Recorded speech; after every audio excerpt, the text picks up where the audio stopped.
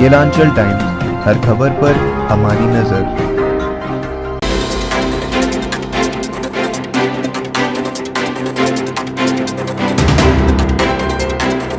नमस्कार, आप देख रहे हैं केलांचल टाइम्स और मैं हूं वंदना। आइए चलते खबरों की खबर पर, जहां पर हम देखेंगे देश और राज्य की बड़ी खबरें।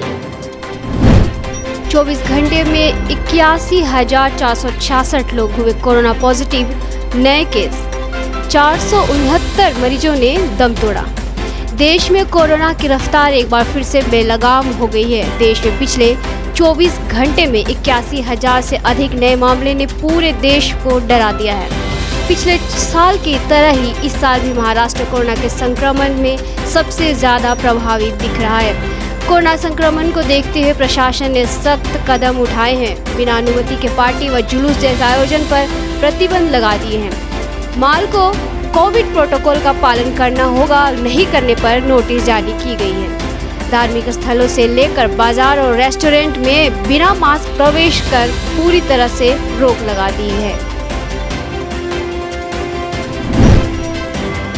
भारत ने रोका कोविड वैक्सीन निर्यात तो अफ्रीका में मचा हाहाकार। अब हालात बिगड़ने का डर है।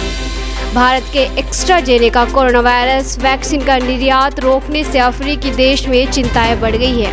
संयुक्त राष्ट्र समेत कई स्वास्थ्य विशेषज्ञों ने चेतावनी दी कि भारत के इस फैसले में अफ्रीका में टीकाकरण के लिए चलाए जा रहे अभियान प्रभावित हो रहे हैं।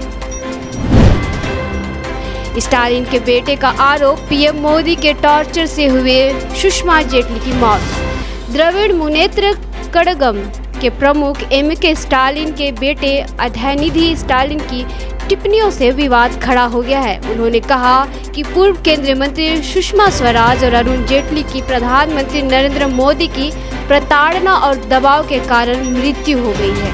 स्टालिन के बेटे को बीजेपी के दिवंगत नेताओं की बेटियों ने जवाब दिया है।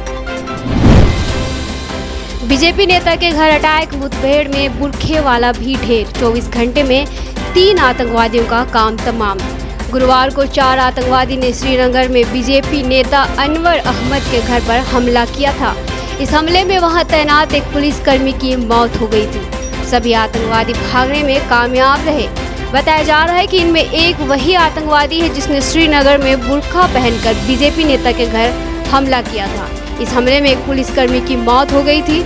शुक्रवार तड़के ही सुरक्षा बलों ने 3 आतंकवादियों को पुलवामा के काकापोरा इलाके में घेर रखा था। कई घंटे चले इन एनकाउंटर में आखिरकार तीनों आतंकवादी मारे गए। उधर भारत से अच्छे रिश्ते के लिए पाकिस्तान ने लगा दी वह शर्त। पिछले कुछ महीनों से भारत और पाकिस्तान के बीच रिश्तों में सुधार के संकेत मिलने लगे हैं, लेकिन जो सुधर जाए उसका नाम पाकिस्तान नहीं। पड़ोसी मुल्क ने भारत में चीनी और कपास के आयात के फैसले को 24 घंटे के अंदर पलट दिया है, तो रिश्ते के सुधार के लिए वह शर्त रख दी है जो कभी पूरी नहीं हो सकती। पाकिस्तान के विदेश मंत्री शाह महमूद कुरैशी ने कहा कि जब तक नई दिल्ली जम्मू कश्मीर के लिए अनुच्छेद 370 को बहाल नहीं कर देता, रिश्ते सामान्य नहीं हो सकती। बढ़ते हैं बंगाल की खबर की ओर। जॉन ऑफ आर्क बंगाल की दुर्गा जिहादी दीदी ममता ने रोका था जेपी का रास्ता। दीदी फाइटर है, पर इस बार की लड़ाई टफ है। ममता खुद एजेंडा तैयार कर रही है। पहली बार उन्हें बीजेपी के हमलों पर ज्यादा फोकस करना पड़ रहा है। माटी मानुष पश्चिम बंगाल विधानसभा चुनाव में गौन है। श्लोकों का उच्चारण अहम चुनावी मुद्दा है। इसी साल 21 फरवरी को ममता बनर्जी ने कहा कि वह शेरनी है, बिल्ली और चूहों से नहीं डरती। यह मातृभाषा दिवस की पॉलिटिक्स थी। चुनाव से पहले बांग्ला गैरी बांग्ला की एंट्री हो रही थी। उधर टीएमसी ने कहा नंदीग्राम में जीत रही है ममता बनर्जी, दूसरी सीट से नहीं लड़ेगी चुनाव। प्रधानमंत्री नरेंद्र मोदी ने तृणमूल कांग्रेस प्रमुख ममता बनर्जी पर निशाना साधते हुए सवाल किया कि क्या वह दूसरी सीट से चुनाव लड़ेगी, क्योंकि नंदीग्राम में उनकी हार तय प्रतीत हो रही है। इसके कुछ घंटे बाद ही बंगाल के सत्तारूढ़ दल ने स्पष्ट किया कि उनका ऐसा कोई इरादा नहीं है। पार्टी ने कहा कि नंदीग्राम में ममता ही जीत रही। बता दें कि पश्चिम बंगाल में गुरुवार को दूसरे चरण का मतदान हुआ। इसमें नंदीग्राम सीट भी शामिल थी, जहां से सीएम ममता बनर्जी चुनाव लड़ रही हैं। तेजस्वी से बीजेपी का सवाल, ममता बनर्जी के सामने क्यों बंद हो गई है बोलती। पश्चिम बंगाल के विधानसभा चुनाव के लिए चुनाव प्रचार के दौरान मुख्यमंत्री ममता बनर्जी द्वारा बिहार और उत्तर प्रदेश के लोगों को गुंडा कहे जाने पर बिहार भाजपा ने करारा हमला बोला है। भाजपा ने ममता की बुद्धि भ्रष्ट होने की बात कही है और इस मामले को लेकर राजद नेता तेजस्वी यादव को भी घेरा है।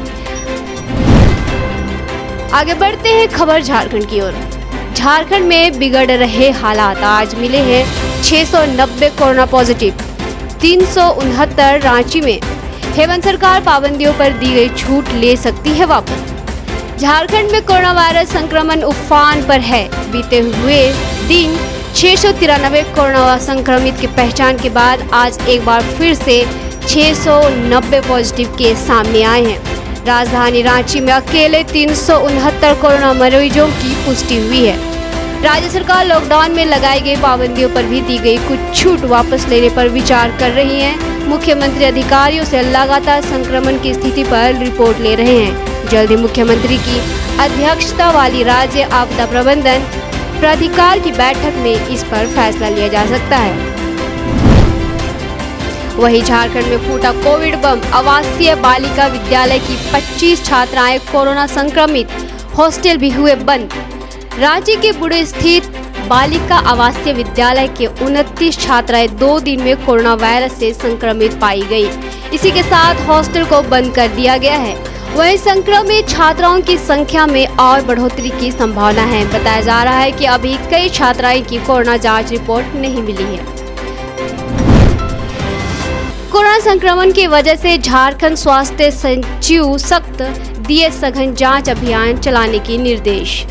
स्वास्थ्य सचिव के सोन ने निर्देश दिया है कि जिन इलाकों में 30 दिनों के अंदर में एक भी कोरोना संक्रमित मिला है तो वहां अब सघन जांच कराएं। सचिव ने सभी उपायुक्त को पत्र भेजकर कोविड-19 की जांच के लिए उचित सैंपल कलेक्शन और सघन निगरानी के संबंध में निर्देश जारी किया है।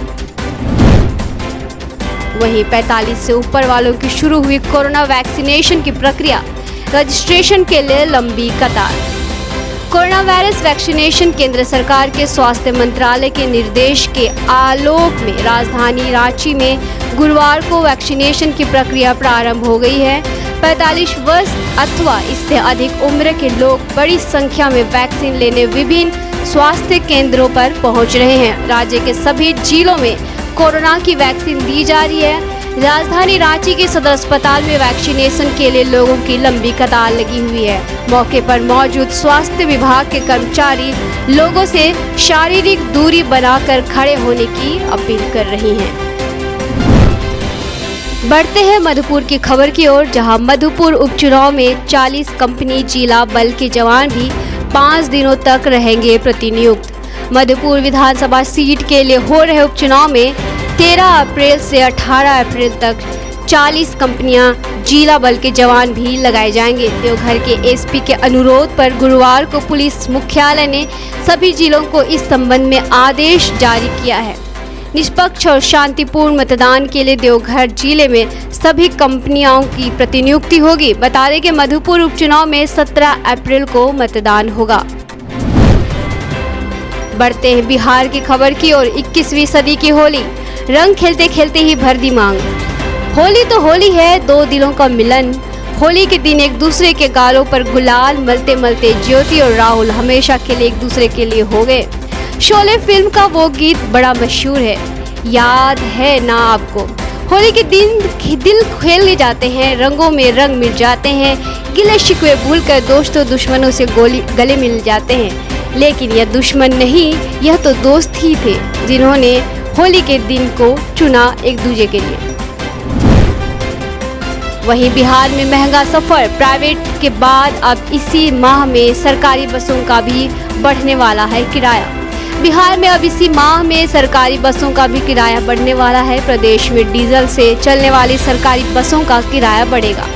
बिहार राज्य पथ परिवहन निगम ने बसों का किराया बढ़ाने का प्रस्ताव परिवहन विभाग को दिया है। किराए में कितनों की वृद्धि हो या किराया निर्धारण कमेटी तय करेगी। जल्द ही कमेटी की बैठक होगी। नया किराया दर अप्रैल से ही लागू होगा।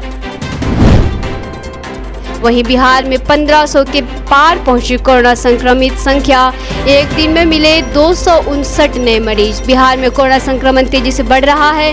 बुधवार को स्वास्थ्य विभाग ने 50,000 से अधिक कोरोना टेस्ट किए, जिसमें से 259 नए संक्रमित मिले। इसके साथ ही राज्य में संक्रमणों की संख्या बढ़कर 1579 हो गई है। आइए रुख करते बॉलीवुड खबर की ओर। आलिया भट्ट कोरोना से हुई संक्रमित। बीते दिनों उनके लिए बॉयफ्रेंड रणवीर कपूर भी हुए थे कोरोना पॉजिटिव। फिल्म निर्माता महेश भट्ट की बेटी आलिया भट्ट कोरोना से संक्रमित हो गई है। अभिनेत्री आलिया भट्ट ने इस बात की जानकारी खुद सोशल मीडिया के जरिए दी है। सनी देओल के छोटे बेटे राजवीर देओल जल्द लेंगे बॉलीवुड में एंट्री। दादा धर्मेंद्र ने ट्वीट कर जानकारी दी है। बॉलीवुड एक्टर धर्मेंद्र के पोते राजवीर देओल जल्द बॉलीवुड में एंट्री लेने जा रहे हैं। दादा धर्मेंद्र ने ट्विटर पर एक ट्वीट कर इस बारे में जानकारी दी। बता दें कि राजवीर सनी देओल के छोटे बेटे हैं। उनके बड़े बेटे करण देओल साल 2018 में बॉलीवुड डेब्यू कर चुके हैं। तो ये थी आज की प्रमुख खबरें। इसी तरह देश और राज्य से जुड़ी प्रमुख खबरों को जानने के लिए हमसे जुड़े रहें। धन्यवाद।